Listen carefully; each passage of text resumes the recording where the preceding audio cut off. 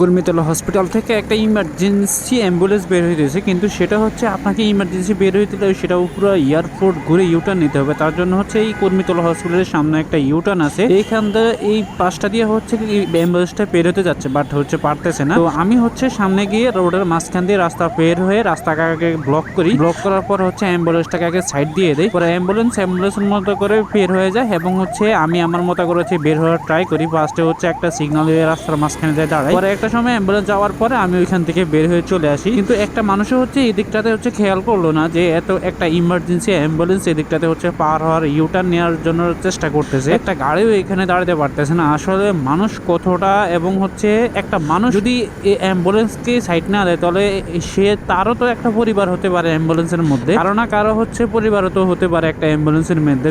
Hello everyone, আসসালামু আলাইকুম, welcome to my YouTube channel. আশা করি সবাই ভালো আছেন, আমিও আলহামদুলিল্লাহ ভালো আছি। অনেকদিন পর আসলে আবার হচ্ছে বাইকে এবং হচ্ছে আপনাদের মাঝে ফিরে আসলাম, যার কারণ হচ্ছে কিছু ব্যস্ততা এবং হচ্ছে নিজের কিছু সমস্যার কারণে, নিজের কিছু আসলে ব্যস্ততার কারণে আমি আসতে পারি নাই এবং হচ্ছে কোনো ভিডিও আপনাদের কোনো হচ্ছে আপলোড দিতে পারি না, যেহেতু আমার হচ্ছে রেগুলার আপডেট দেওয়া হয় এবং হচ্ছে আপলোড দেওয়া হয়। তো আজকে আসলাম কারণ হচ্ছে অনেকদিন পর আসলে বের হইলাম, এই একটু সময় পাইলাম, প্রায় হচ্ছে আপনার 4 থেকে 5 দিন পর আবারও হচ্ছে ফিরে আসলাম। তো ইনশাল্লাহ হয়তো আগামী থেকে আরো একটু রেগুলার পাবেন, হয়তো 2-4 দিন হয়তো সমস্যা হতেই পারে, কিন্তু এরপরে আর সমস্যা হবে না আশা করি। তো যদিও হচ্ছে অনেকদিন না আসার কারণ হচ্ছে নিজের ব্যস্ততা এবং হচ্ছে লাইফে অনেক ব্যস্ত থাকে, কারণ ভাই একটা নিয়ে পড়ে থাকলে তো আর হয় না, অনেক কিছু নিয়ে আসলে ভাবনা চিন্তা হয়। কারণ এখন যে লাইফ চলতেছে এই লাইফের সাথে আসলে মিলাই উঠে নেওয়া এবং হচ্ছে নিজের স্বপ্নে তারপর হচ্ছে লাইফ দুইটাই হচ্ছে আলাদা। কারণ হলে গিয়ে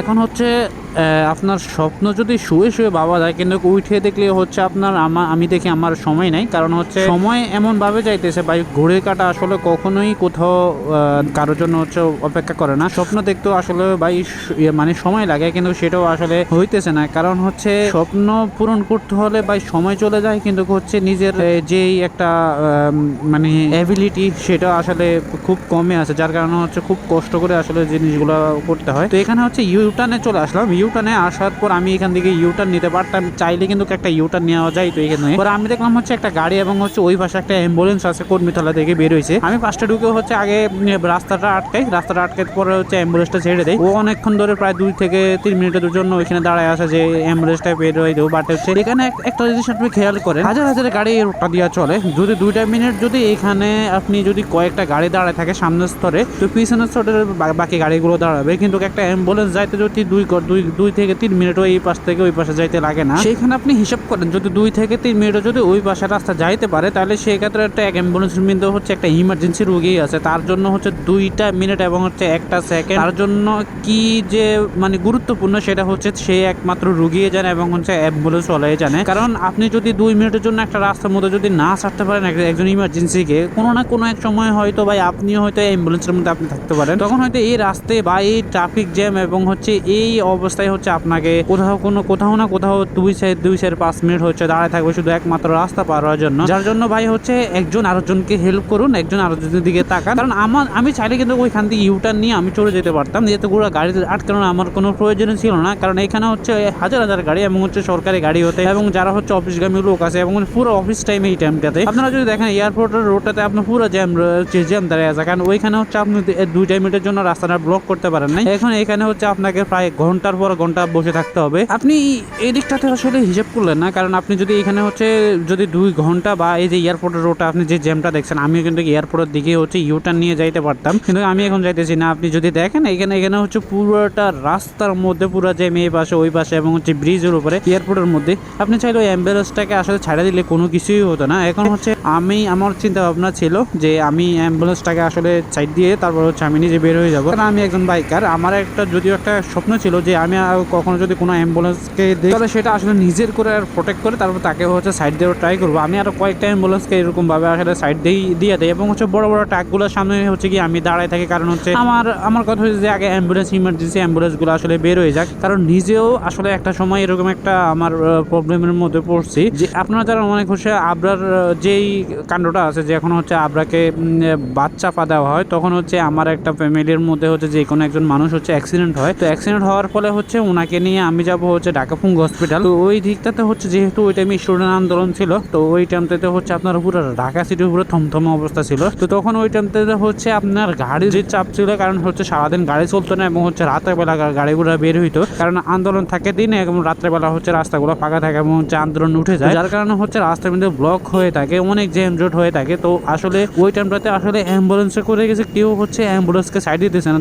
দরকার পড়লে সেই আসলে যে জায়গাটাতে হচ্ছে অ্যাম্বুলেন্স ঢুকবে সেই জায়গাটাতে আসলে অন্য গাড়ি ঢুকে বসে থাকতো, এরকম অবস্থা হয়ে যায়। তখন ভাই অনেককে আসলে অনেক কিছু বুঝাই শুনে তারপরে হচ্ছে অ্যাম্বুলেন্সটা আসলে পঙ্গু হসপিটালে নিয়েছি। তখন আসলে বুঝতে পারলাম আসলে ওই টাইমটাতে আসলে একটা সেকেন্ড এবং হচ্ছে একটা মিনিট মানুষের জন্য কতটা গুরুত্বপূর্ণ, সেটা একমাত্র হচ্ছে অ্যাম্বুলেন্সের মধ্যে যারা থাকে, যাদের হচ্ছে ইমার্জেন্সি রোগী থাকে, তারাই একমাত্র বুঝে। তখন থেকে আসলে বাই ডিসাইড করছে যে আসলে কখনো যদি কোনো অ্যাম্বুলেন্স বা কোনো ইমার্জেন্সি রোগী থাকে, শুধু অ্যাম্বুলেন্স কেন ইমার্জেন্সি কোনো রোগী থাকে, তাহলে সেটাকে আসলে প্রোটেক্ট করার জন্য চেষ্টা করব। কারণ এমতো অবস্থায় আসলে মানুষ কতটা নিরীহ হয়ে থাকে, যতই লাখপতি হোক না কেন, যতই হচ্ছে কোটি কোটি টাকার মালিক হোক না কেন, যে একমাত্র হচ্ছে অ্যাম্বুলেন্সের মধ্যে উঠে সে বুঝে আসলে সে কতটা আসলে নিরীহ এবং হচ্ছে একটা মিনিট তার জন্য হচ্ছে কত গুরুত্বপূর্ণ, সেটা একমাত্র সে বুঝে। যাই হোক, এগুলোর জন্য আসলে মানুষ আপনারা হচ্ছে এই দিকটাতে আসলে খেয়াল দিবেন, মানুষের আসলে সহযোগিতায় এগিয়ে আসবেন, এটাই আসলে কামনা করি। তো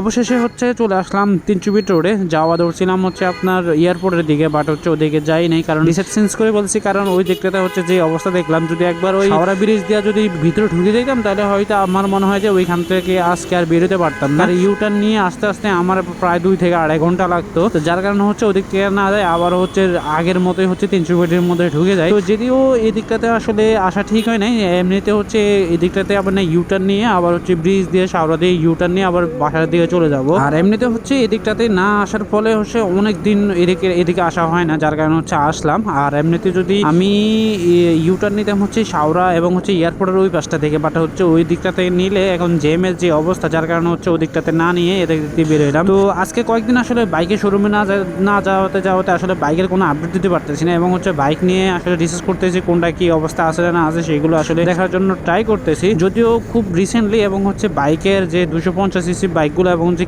কত সিসি বাইক, এবং হচ্ছে আমি কয়েকদিন আগে হচ্ছে একটা ভিডিও দিয়েছিলাম বাংলাদেশের 600 সিসি বাইকগুলো আসতেছে বাংলাদেশের বাজারে। তো সেটা আসলে আপনারা যদি দেখতে চান তাহলে পরের ভিডিওতে আসলে আমি আপনাদের দেখাতে পারবো। যদিও এখন পর্যন্ত কোনো আপডেট পাই নাই, এখন পর্যন্ত বাংলাদেশের বাজারে 2025 সালে অনেকগুলো বাইক আসতেছে। যদি আমরা চাই আসলে বাইকগুলো আসুক, কিন্তু অনেকেরই হচ্ছে কথা আছে যে বাংলাদেশের বাইকগুলো যে আছে এখন, যে বাইকগুলো আছে 150 সিসির বাইকগুলোর দাম কি কমে যাবে কি না, তো সেটা আসলে নির্ভর করে আসলে বাইকের উপরে, হয়তো বা কমতে পারে এবং বাড়তেও পারে। তো আজ পর্যন্ত এতটুকুই, এবং হচ্ছে 150 সিসির বাইক নিয়ে আসলে পরের বার আপডেট জানাবো। তো আজ পর্যন্ত এতটুকুই, সবাই ভালো থাকবেন, সুস্থ থাকবেন, আল্লাহ হাফেজ। যারা এখন চ্যানেলটা সাবস্ক্রাইব করেন না তারা প্লিজ চ্যানেলটা সাবস্ক্রাইব করে দিবেন। আজ পর্যন্ত এতটুকুই।